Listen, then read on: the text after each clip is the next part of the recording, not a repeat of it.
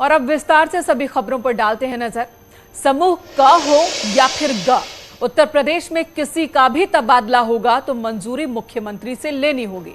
दरअसल तबादला नीति 2022-23 जून में ही खत्म हो गई, लेकिन इसके बाद भी ट्रांसफर कर दिए गए, जबकि ट्रांसफर सीजन खत्म होने के बाद तबादले नहीं हो सकते। माना जा रहा है कि इसे देखते हुए यह फैसला लिया गया कि ट्रांसफर पोस्टिंग के लिए सीएम से मंजूरी लेनी होगी। पिछली बार हुए तबादलों में कई गड़बड़ियों की शिकायत मिली थी, जिसकी जांच तक हुई। पीडब्ल्यूडी विभाग, स्वास्थ्य विभाग, कृषि विभाग में शिकायत मिली थी। हालांकि नियमों के तहत ऐसा पहली बार नहीं हो रहा है। दरअसल अगर ट्रांसफर सीजन खत्म हो जाता है तो फिर सीएम से अनुमोदन लेना होता है। सीएम कार्यालय से मंजूरी के बाद ट्रांसफर होता है। हालांकि इस बार अलग बात केवल ये है कि मुख्य सचिव दुर्गा शंकर मिश्रा ने शासनादेश जारी कर दिया है।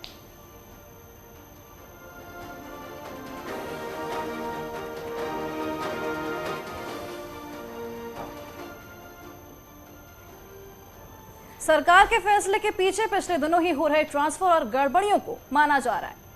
पीडब्ल्यूडी समेत कई विभागों में ट्रांसफर हुए थे, नियमों के विरुद्ध ट्रांसफर किए गए थे। ट्रांसफर की आखिरी तारीख 30 जून थी। तारीख को बढ़ाकर 10 जुलाई किया गया। पीडब्ल्यूडी में एचओडी समेत 5 निलंबित किए गए।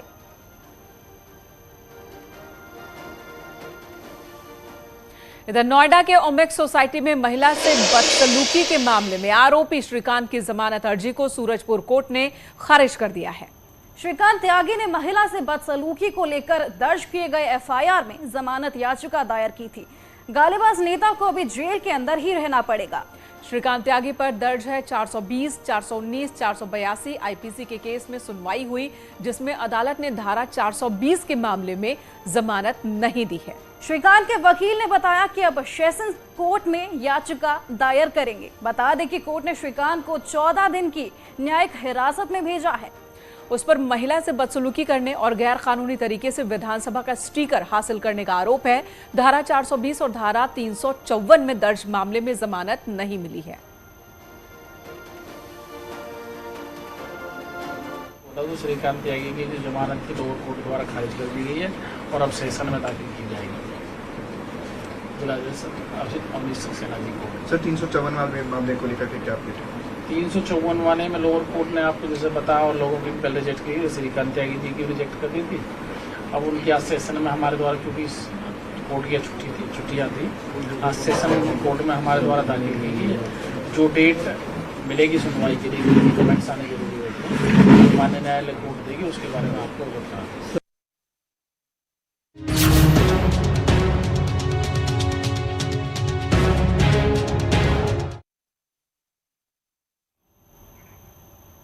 अगर आप मसालेदार खाने के शौकीन हैं तो बाजार से मसाला खरीदते वक्त सावधानी बरतें, क्योंकि आज जो खुलासा हम करने जा रहे हैं वो आपको हैरान कर देगा।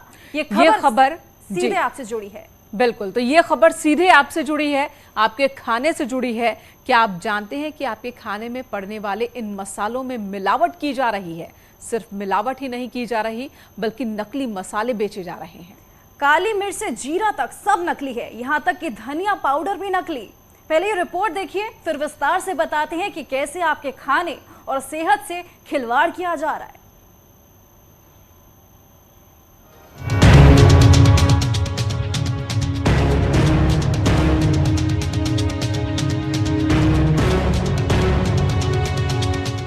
मटर और सिंथेटिक कलर से बनती है काली मिर्च, फूल झाड़ू से बनता है जीरा और घोड़े की लीद से बनती है धनिया। क्या हुआ, चौंक गए ना? तो चौंकिए मत, टीवी स्क्रीन पर ध्यान लगाइए और सुनते जाइए। आपकी काली मिर्च में सिंथेटिक कलर है, आपके मसालों में घोड़े और गधे का गोबर है, तेजाब है।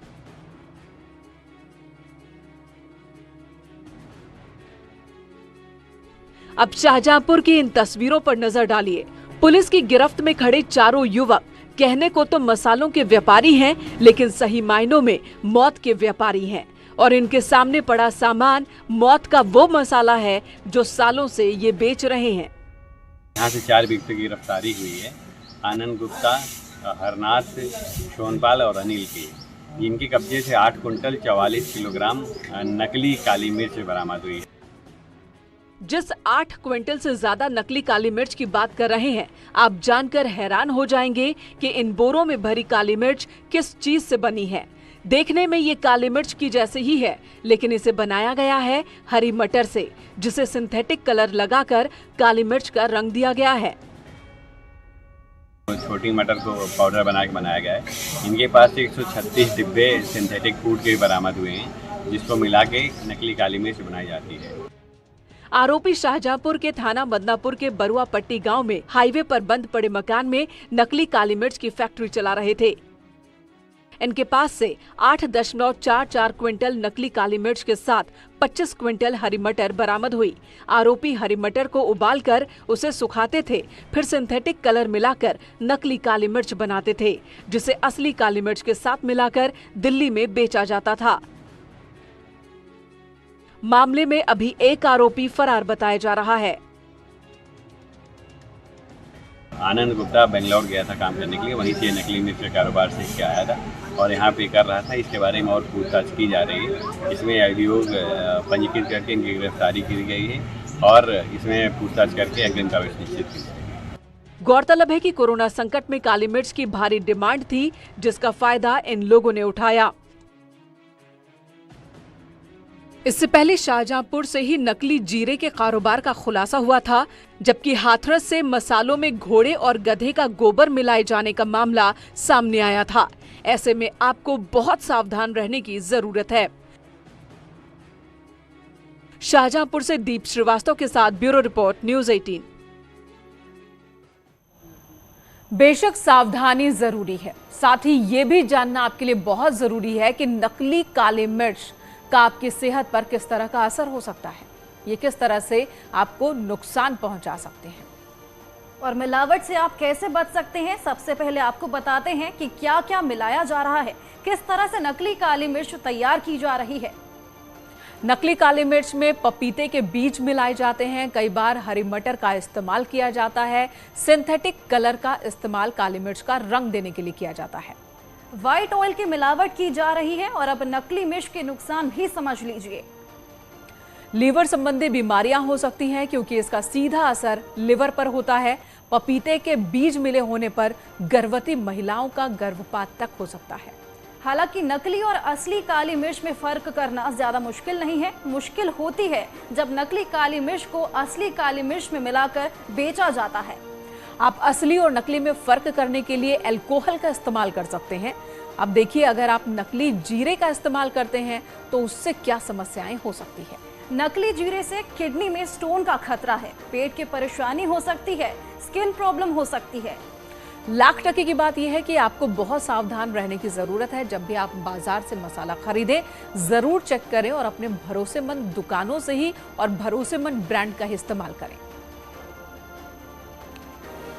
ये लीवर पे स्ट्रेन पड़ता है, लीवर ख़राब हो जाता है, लीवर के फंक्शन जो टेस्ट हम करते हैं वो अब नॉर्मल आने लगते हैं। कभी कभी किडनी के फंक्शंस भी इसमें इफेक्ट हो जाते हैं। कभी कभी ये ब्रेन पे भी टॉक्सिसिटी करते हैं। लोगों को आजकल बहुत कॉमनली हो रहा है, कंफ्यूजन हो रहा है, अलर्टनेस कम हो रही है, सुस्ती रहती है, दिमाग पे बोझ रहता है और घबराहट रहती है। तो ये सब चीज़ें जो हो रही हैं एडल्ट्रेशन की वजह से हो रही हैं और एडल्ट्रेशन सबसे बड़ा पाप है और इसका संज्ञान लेना चाहिए। हमारे यहाँ फूड इंस्पेक्टर्स हैं, उनकी ड्यूटी इसमें जो है बहुत इंपॉर्टेंट हो जाती है। ऐसी चीज़ें भी मिला दी जाती हैं जिससे लॉन्ग टर्म में इफेक्ट होते हैं और ये कार्सिनोजेनिक होते हैं, ये हैवी मेटल्स जो होते हैं और इनसे बाद में कैंसर का खतरा बढ़ जाता है। इसीलिए देखा जाए तो आजकल जो बहुत ज़्यादा कैंसर की पेशेंट्स आते हैं उसका एक रीज़न ये भी है।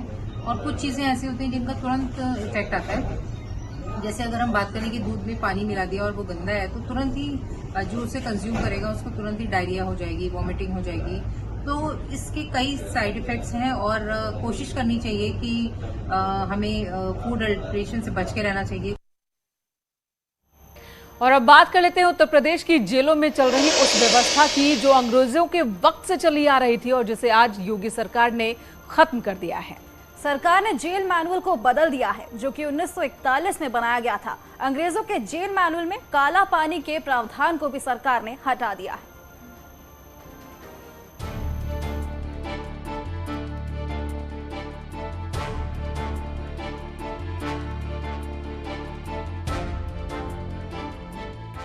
ये तब की तस्वीरें हैं जब देश गुलाम था। किसी से छिपा नहीं कि तब क्या व्यवस्था थी, किस तरह का शोषण होता था।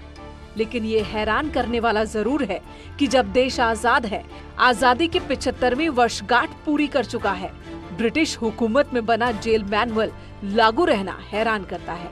हैरानी होती है 1941 में ब्रिटिश हुकूमत ने जेल मैनुअल बनाया था, जिसे अब योगी सरकार ने खत्म किया है।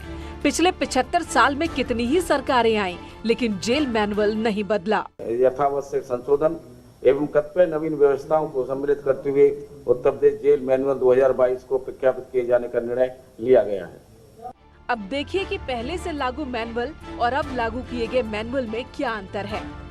पहले जेल मैनुअल में काला पानी की सजा का प्रावधान था, अब काला पानी की सजा के प्रावधान को खत्म कर दिया गया। पहले महिला कैदियों को मंगलसूत्र पहनने की अनुमति नहीं थी, अब महिला कैदी मंगलसूत्र पहन सकेंगी।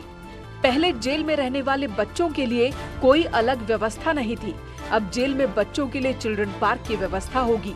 जेल में जन्मे बच्चे का नामकरण भी होगा, मतलब पूरी व्यवस्था ही बदल जाएगी। लॉकअप जेल की व्यवस्था समाप्त की गई है। यूरोपीय बंदियों हेतु अलग जेल की व्यवस्था समाप्त की गई है। रजवाड़ों के समय की बंदी हेतु निर्धारित मुक्ति एवं स्थानांतरण की व्यवस्था भी हमने समाप्त की है, जो रजवाड़ों के समय की थी। नेपाल, भूटान, सिक्किम एवं कश्मीर के बंदियों की मुक्ति एवं स्थानांतरण की व्यवस्था भी समाप्त की गई है। जो टीबी से ग्रसित क्षय रोग ग्रस्त बंदियों के हेतु जिला कारागार सुल्तानपुर के निर्धारण की व्यवस्था भी समाप्त की गई है। काला पानी की सजा हेतु स्थानांतरण की व्यवस्था भी समाप्त की गई है। और भी कई व्यवस्थाएं हैं जो बदली गई हैं। दिलचस्प बात यह है कि योगी सरकार का ये फैसला तब आया है जबकि एक दिन पहले ही लाल किले की प्राचीर से पीएम मोदी ने साफ कहा था कि हमें गुलामी के हर अंश को मिटाना होगा। किसी भी कोने में हमारे मन के भीतर, हमारे आदतों के भीतर गुलामी का एक भी अंश अगर भी अभी भी है तो उसको किसी भी हालत में बचने नहीं देना। हालांकि ऐसा पहली बार नहीं है जब कोई व्यवस्था बदली गई हो, नियमावली बदली गई हो, कानून खत्म किया गया हो। 1921 में योगी सरकार ने 48 कानून खत्म किए थे, वहीं मोदी सरकार 1200 कानून खत्म कर चुकी है, जबकि कई कानूनों पर पुनर्विचार किया जा रहा है। माना जा रहा है कि जेल मैनुअल में बदलाव का योगी सरकार का फैसला आने वाले दिनों में कई बदलाव लाएगा। Bureau report, news 18।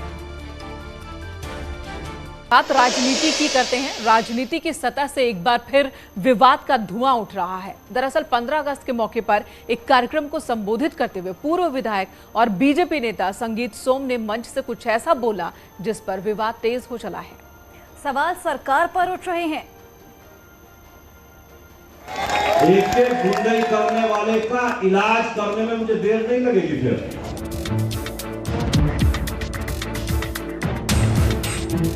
फिर विवाद का संगीत बजा है। मेरठ के धरातल से मंच से सीधी धमकी है, गुंडई करोगे, गड़बड़ी करोगे तो इलाज सीधा होगा। अगर जरा सी भी कस्बे में व्यवस्था बिगाड़ने की किसी ने कोशिश करी तो आप जानते हैं कि संगीत सोम कस्बे में एक गुंडई करने वाले का इलाज करने में मुझे देर नहीं लगेगी। फिर ऐसा पहली बार नहीं है कि जब संगीत सोम ने मंच से सीधे सीधे धमकी दी हो। विधानसभा चुनाव के बाद भी जब पहली बार संगीत सोम ने मंच से कार्यकर्ताओं को संबोधित किया था, तब भी बोल ऐसे ही थे जो आज हैं। कस्बे की व्यवस्था एक आदमी ने भी बिगाड़ने की कोशिश करी तो आप जानते हैं कि पीछे भी मैंने क्या इंतजाम करे और आगे भी क्या करूंगा। ताकत में कम नहीं हुआ मैं। किसी के दिमाग में ये गलत फहमी हो कि संगीत सोम ताकत में कभी भी 100 विधायकों के बराबर अभी हूं अकेला में। संगीत सोम के निशाने पर कौन है सब जानते हैं। 2012 से 2017 में लगातार जीत के बाद 2022 में नतीजे संगीत सोम के पक्ष में नहीं रहे। 10 साल बाद संगीत सोम समाजवादी पार्टी के नेता अतुल प्रधान से हार गए, जिसके बाद से ही संगीत सोम के सुर बदले हुए नजर आए और संगीत सोम के धमकी भरे लहजे पर अब विपक्ष आक्रामक है। मैं बार बार कह रहा हूं कि उत्तर प्रदेश के अंदर में कानून व्यवस्था को पूरी तरह से भारतीय जनता पार्टी के नेताओं ने ही ध्वस्त किया हुआ है। अब ये जिम्मेदारी सरकार की होती है कि 15 अगस्त के दिन अगर कोई व्यक्ति इस तरह की बातें कर रहा है तो सरकार को उस पर कार्रवाई करनी चाहिए। भाई आप खुलेआम धमकी देने की बात करते हैं तो ये कानून व्यवस्था का मामला है, तो सरकार को उसको संज्ञान में लेना चाहिए। दरअसल संगीत सोम 15 अगस्त को एक कार्यक्रम में शिरकत कर रहे थे और उसी कार्यक्रम में संगीत सोम ने विवादित बयान दे दिया, लिहाजा विवाद का गुबार उठना था, सो उठ रहा है। Bureau report, news 18। और यहाँ रुकेंगे एक छोटे से ब्रेक के लिए, आप कहीं मत जाइएगा।